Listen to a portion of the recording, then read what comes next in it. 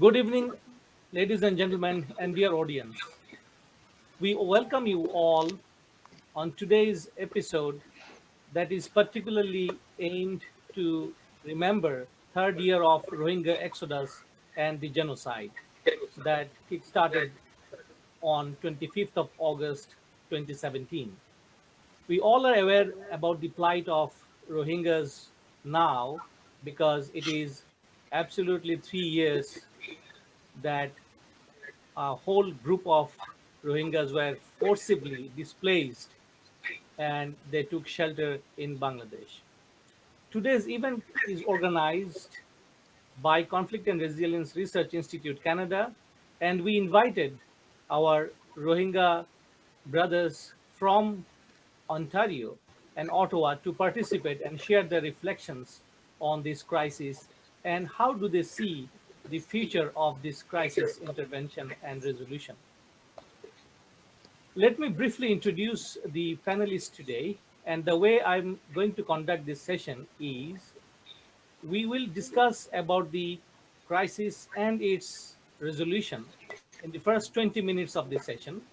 And we have been joined by Mr. Farid Khan from Rohingya Human Rights Network, based out of Ottawa, and Rai Stinmong, founder and president of the same network. So we'll listen from them. And also today we are joined by Dr. Hilal Muhyiddin, Professor North-South University, who is also the Director of Research and Communication with the Conflict and Resilience Research Institute. So we'll listen to them in the order. First, we'll invite Farid Khan to share his ideas and reflections, followed by Dr. Hilal, and finally Mr. Rais. So thank you so much for tuning in, and we appreciate your time, dear audience. And let's begin with Mr. Farid Khan from Ottawa. Mr. Farid, floor is yours. Thank you very much, Kauser. I'm getting a bit of an echo from. Is there a way to stop that? Okay, thank you. First of all, assalamu alaikum to everybody, and assalamu alaikum to people wherever you are in the world, and particularly in the refugee camps in Bangladesh. I send my heartfelt support to you. It's now 3 years. Today marks 3 years since the beginning of atrocities in Myanmar, which resulted in the exodus of more than 800,000 Rohingya from Myanmar into Bangladesh. The Rohingya Human Rights Network, since the exodus started, the Rohingya Human Rights Network has been working to try and influence our government and work with other organizations in the US and Europe and elsewhere to pressure governments to take action to live up to their legal obligations internationally. Today in Canada, I actually had a piece that was published in the Ottawa Citizen newspaper where we actually took the Canadian government to task. If you recall, when this all started back in 2017, we were very visible lobbying the government in Ottawa, the national government in Ottawa, meeting with MPs and trying to get our government to take action and invoke the Genocide Convention, of which Canada is a member. Unfortunately, our government delayed, and the same was the case with governments in other parts of the world, in the Western world, who claim to be upholders of human rights and the international rule of law. But we kept the pressure up, and then in the fall of 2018, September 2018, both houses of our parliament, the House of Commons and the Senate, both passed unanimous resolutions recognizing the Rohingya genocide, and we thought that was a great first step. In addition, we had a petition which ended up having over 70,000, eventually having over 70,000 signatures, the vast majority of them from Canada, asking the Canadian government to act and take action with respect to the Rohingya genocide. I think that there's been a bit of a lull because now the issue is no longer on the front pages of the media. And that's one of the issues we're always contending with. We're competing with other stories around the world, and certainly in Canada, when we're trying to deal with the media to get our story in front of the public, we're having to compete with other major stories that take precedence. But we are continuing to work where we can. And today we had, as I said, there was an op-ed that I wrote, which got published in the Ottawa Citizen, which is a major national newspaper in Canada. We continue to try and put pressure on the Canadian government, and we will continue to try and put pressure on the Canadian government, because we believe that Canada, as well as any other nation that has signed the Genocide Convention, has a legal obligation to live up to its international treaty responsibilities. This is a foundational document of the United Nations, as is the Universal Declaration of Human Rights, and both these documents are going ignored. We have tried to shame the government to basically taking action. Unfortunately, of course, with COVID this year, that has totally thrown everything off the rails, because the main priority of the government for the past 6 months has been dealing with COVID and the economic outfall of that. We are continuing to try and work with people, parliamentarians, to try and get the government to take action. Our government for the last 5 years has been going around the world saying it is an international defender of human rights and a upholder of the international rule of law. And frankly, we are saying that, well, I'm sorry, Mr. Prime Minister, no, that's not the case. Your rhetoric does not match your action. And if you want to be at nation on the international stage, then live up to the words that you are saying. And of course, we've had a lot of support from members of Parliament, particularly members of our Senate, who we've worked with very closely to try and push this issue. I would like to bring up one issue that came to my attention very recently in a conversation I had. As we all know, Gambia filed a case at the International Court of Justice last fall. The initial case was heard in December of 2019, and then a follow-up to that was heard in January of this year. However, that case may be at risk, and the reason for that is that it was being pushed by the Justice Minister for Gambia. He was the driving force behind taking that case to the International Court of Justice. He has now left that role and gone on to take a position with the United Nations, and therefore, it is the belief of people who are in the know that this may put the case at risk, because if there's no driving force in Gambia to push this forward, it means either somebody else in the Gambian government has to take up this cause, or if that can't happen, then we have to find another nation that's willing to go to the ICJ to carry this case forward in some fashion. That's one of the things that we are trying to do, and I would say to anybody listening in other parts of the world, in other Western countries, particularly in nations like the Netherlands and Ireland and the Nordic countries, who have taken an interest in this issue, to see if there might be some interest at that level. We'll try and do what we can in Canada, but I think it's going to require international global effort, because it's not just the Rohingya who are at risk, because if you look around the world, there are atrocities being committed by peoples in different parts of the world. Right now, our Uyghur brothers and sisters in China are literally facing a genocide also. There's now belief by human rights scholars that a genocide has begun in Kashmir at the hands of the Indian government. And of course, we continue to have atrocities committed against Palestinians by Israel. So the thing is, this is not just about the case of one people. This is about the case of people around the world, in different regions of the world, who are being persecuted. And sadly, the four cases I cited all involve Muslims. And so it requires not just those of us who live in the West to get our own governments to take action, but it also requires the mass of the tens and hundreds of millions of Muslims in Muslim nations to basically push their governments to stand up, be counted. Because if you're not standing to defend the rights of the persecuted, then you're standing with the oppressors, and history will judge you. So I think I'll stop there. Thank you very much for allowing me this opportunity to speak, and for being part of this forum. And once again, to the brothers and sisters in the camps in Bangladesh, may God watch over you. May God bless you. And as we begin this new Islamic year, may there be good news for you in the coming year. Assalamu alaikum. Thank you very much, Mr. Farid, for your, I would say, a very candid and comprehensive statement on the eve of third year of Exodus. Now we'll invite Dr. Helal to say a few words on this event, followed by Mr. Rais, who joined from Ottawa, and finally I will add up my reflections. So, Dr. Helal, floor is yours now. Please unmute. Yeah, just unmute.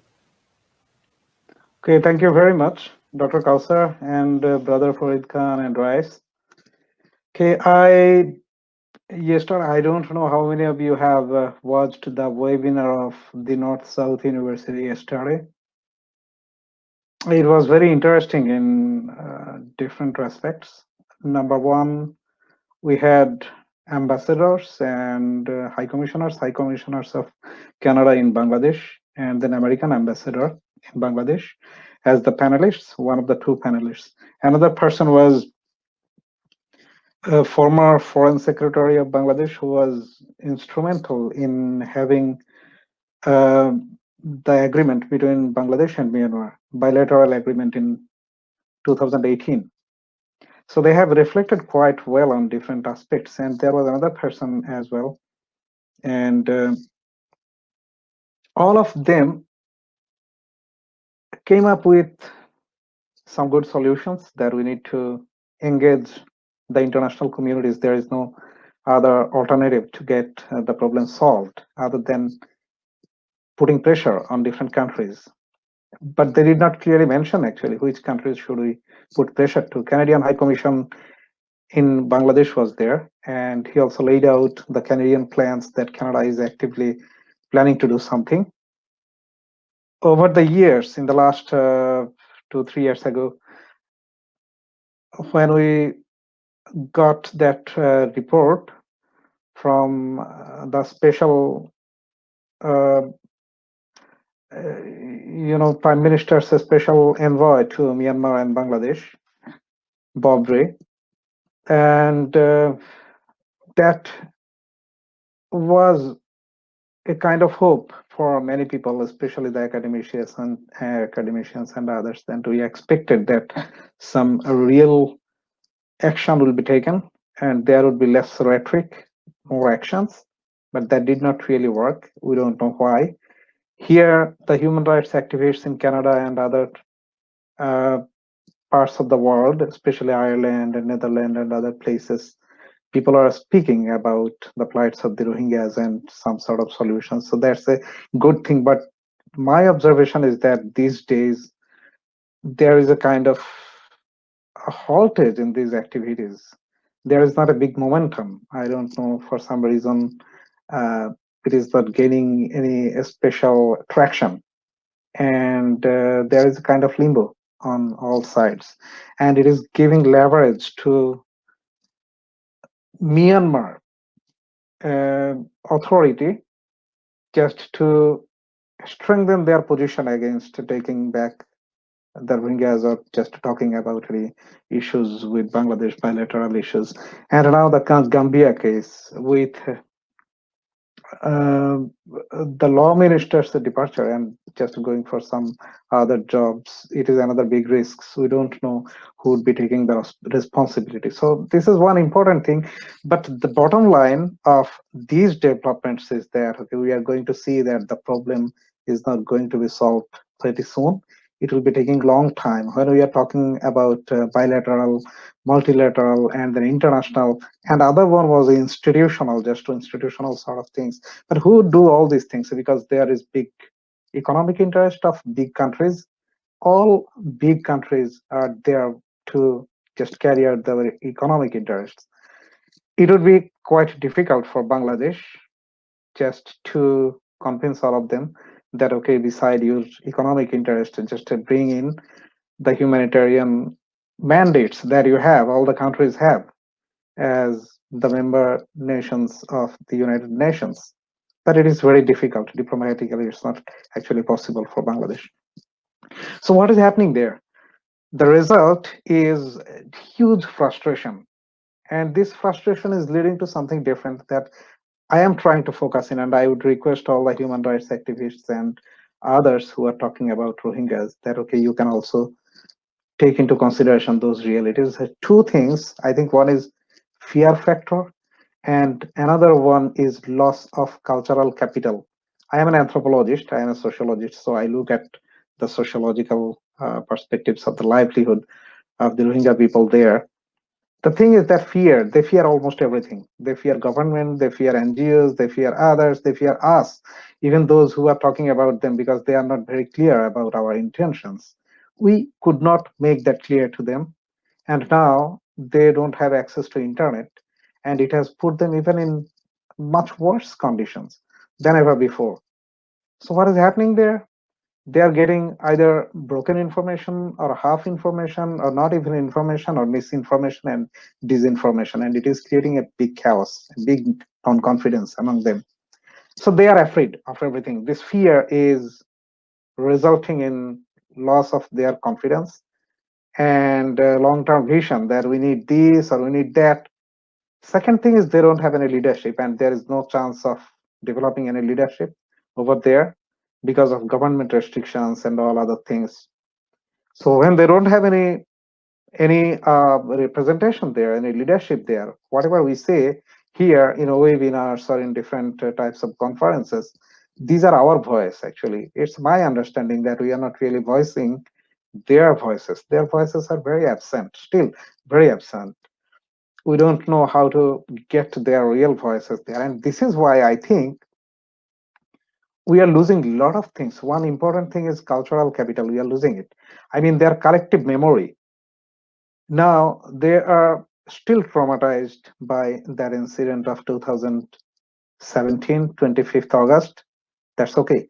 But they had another 500 years of history before that, and they learned a lot of things through oral history from their forefathers, from their relatives, from others, from their grandmas, grandfathers. All those stories are being lost because they don't have no one to tell those stories or just to transcend or transfer these stories to others. Even the new generation, they are living in such a condition that it is not even thinkable that they would be transferring all those knowledges and resources that they learned, or the stories, the folk stories and folklores and other things that they have learned from their uh, predecessors.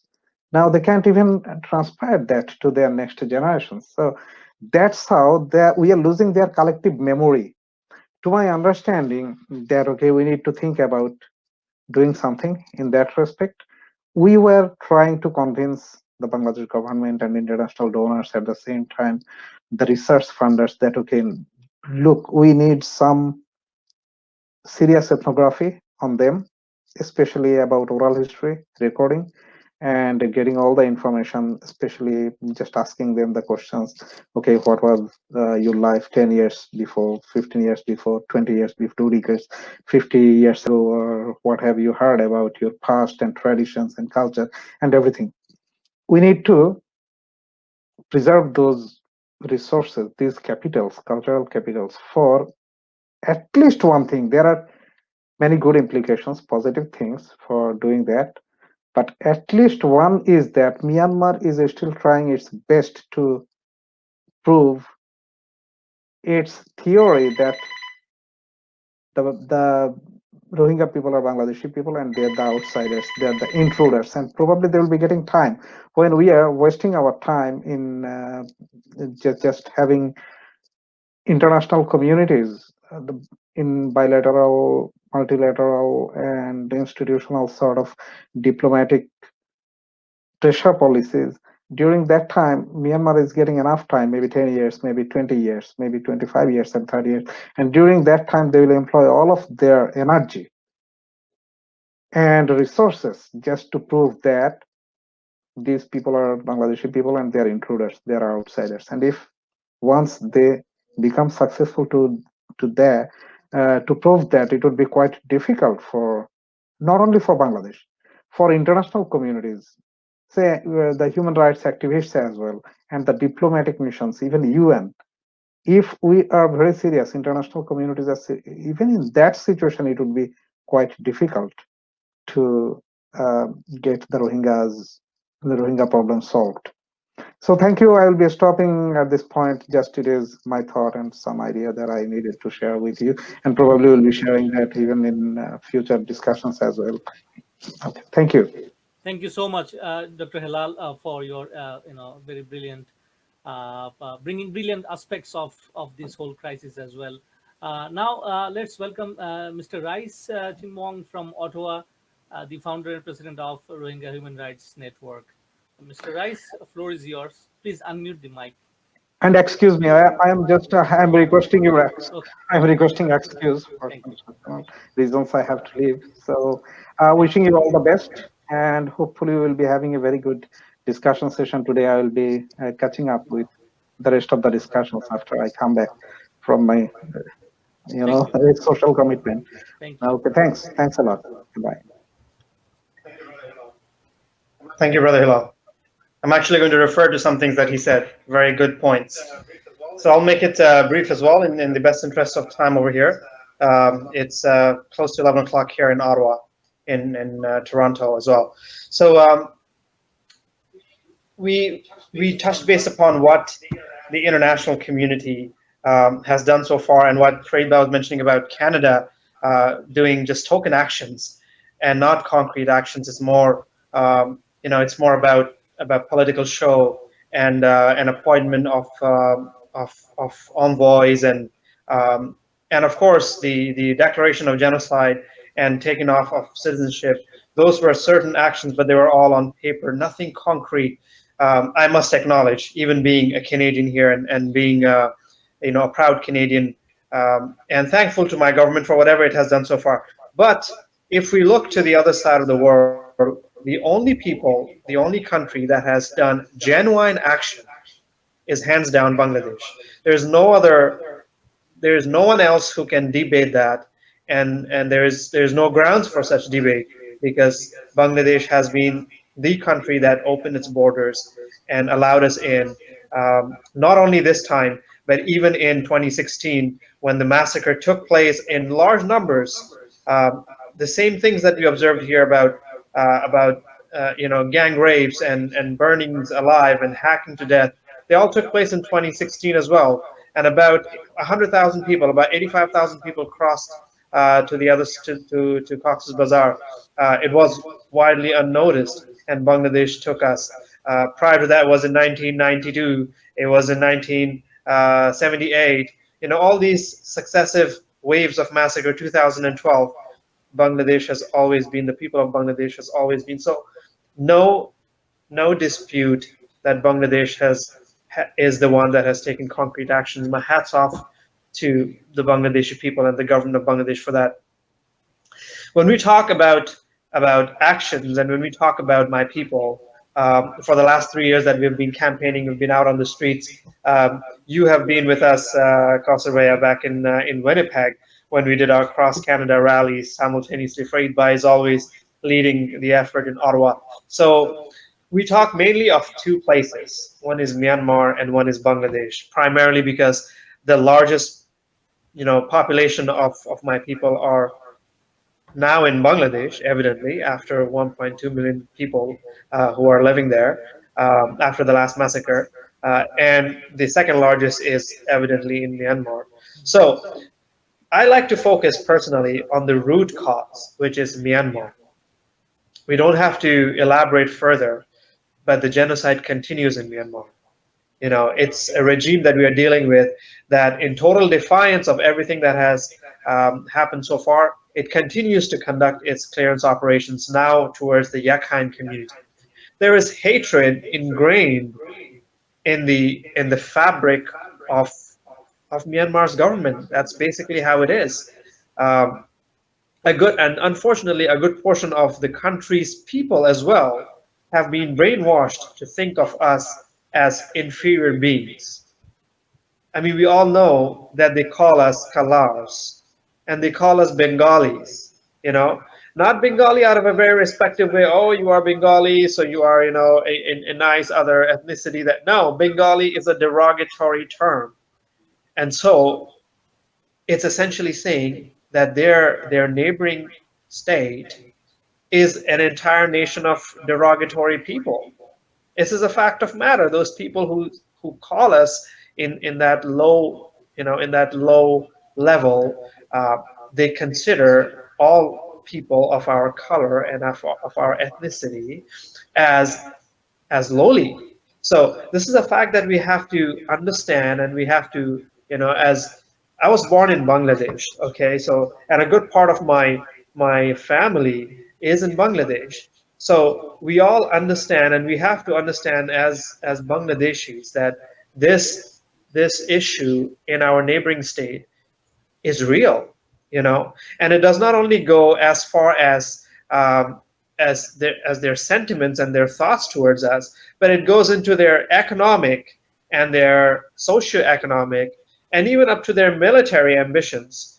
Um, I'm not going to play any security intelligence analyst role here, but there wouldn't be there wouldn't be much arguments on fact that with Myanmar's government that is predominantly military, it's either the 25% that is military members, or the 75% are ex-military, former military members, with main businesses that are run in the country that are governed by military members. There's no doubt about the fact that its military ambitions are total contribution to instability in that geopolitical region.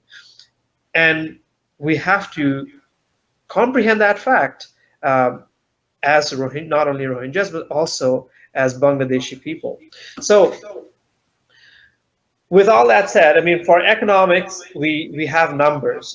We know for a fact that ever since the Burmese economy opened as a result of uplifting of sanctions, a good chunk of businesses did go towards Burma, especially in terms of garment industry businesses, and Bangladesh is well aware of that. So to see all of these, and on top of that, you conduct this campaign of mass extermination, a full-blown genocide, where you displace 1.2 million people to come into the land with which the country with which you are actually competing for resources, and you expect us to do nothing. You expect us to just stay quiet. So all these things are perhaps not well grasped with, or they're not put forward in these policy discussions, where we're usually beating about the bush, or not bringing out the white elephants, where of course over here we've got India and China with their geopolitical interests. But these things have to be very well highlighted and understood when in context of dealing with Myanmar, not only as Rohingya, but also as our dear host community, the Bangladeshis. Now, let me come to on the side of Bangladesh. For my people, what Brother Hilal just mentioned was very, straight to the point about host community fatigue, and that's one thing that we have to be always cognizant of, because there's one thing such as generosity, and there is another thing such as testing your generosity. If you are ever to test our generosity here in Canada, I think we would not compare an iota with whatever our Bangladeshi brothers and sisters did at each successive, waves of exodus of my people coming into their lands. People who are so poor to not even afford once a meal a day, they will go out and share their meals. It's that extent of generosity, uncomparable, unfathomable. But when you put that to test, when you extend it for years and decades, and when international aid stops pouring in, and then it becomes the host community's problem, then you see all these issues come up. And it is coming up. It is going to gradually come up, God forbid. But there was a time before 2017 when I was visiting the camps, and I could see, kids scooping water out of dirty pond. They're probably dead by now, or or they were going to die very soon, because there was no aid, and there's no way that Bangladeshi government, with all of the few hundred million that it has to support on its own soil, is going to take care of another million people. So with that in mind, we have to be cognizant of our activism asks that Bangladesh, by no means we forget that support to Bangladesh is utmost crucial for the survival of Rohingya. Otherwise, our advocacy is going nowhere. So, having said that, these are my takes on both Myanmar and Bangladesh. Farid Bhai has mentioned what Canada, what course of action Canada should be taken, and we are on the same page for that. So I will not reiterate. So I'll close here, and I want to thank once again our Bangladeshi brothers and sisters, not only in Bangladesh but also here in Canada, with experience while doing the rallies. And Farid Bhai would be a testament to it. In Ottawa is the Bangladeshi community that would come out, in total solidarity. In Toronto is the Bangladeshi community. In Montreal is the Bangladeshi communities that would organize the rallies. So hats off to all of you, and my sincere thanks to not only Bangladeshis in Bangladesh, but also here in Canada and other parts of the world. Thank you. Bahut bahut shukriya, bhai. Thank you very much, Rais, for your presentation. And it's very important that the message is passed down to hundreds of audience, those who are listening today, the plight and your activism, how it is making difference. So I'll just wrap up our today's first session here by saying a couple of things that within the last 3 years, what are the achievements in terms of resolution of this crisis? So I would only talk about accountability and justice aspects.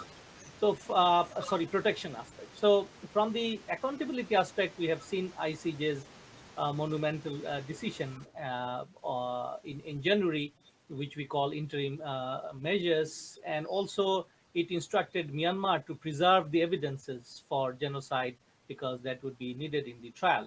Nonetheless, dear audience, you have heard Mr. Farid mentioning about the chief prosecutor leaving the country, taking up a job in the UN.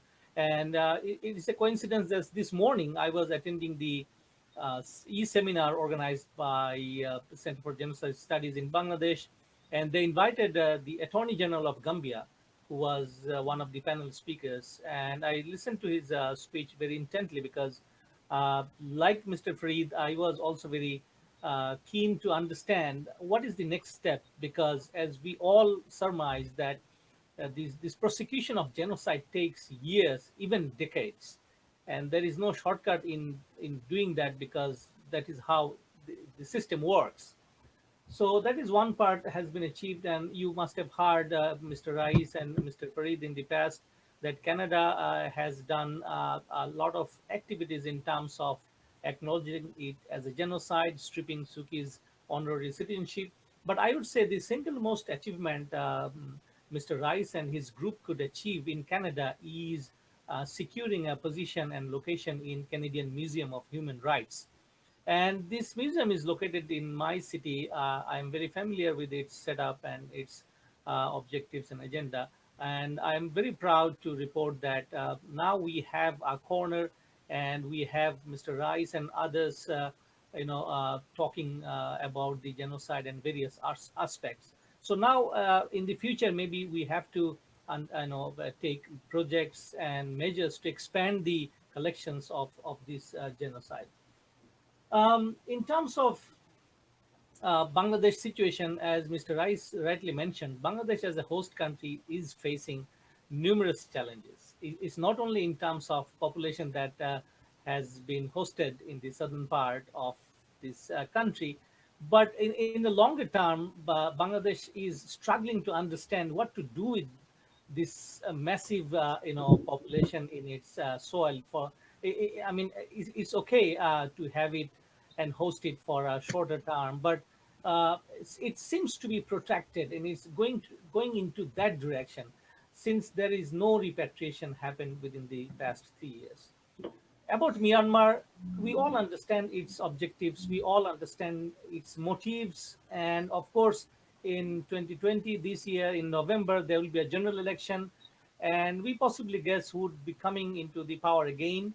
And we also, as an observer, an analyst, and researcher from this part of the world, we believe that no concrete action would be forthcoming from this election and its main actors.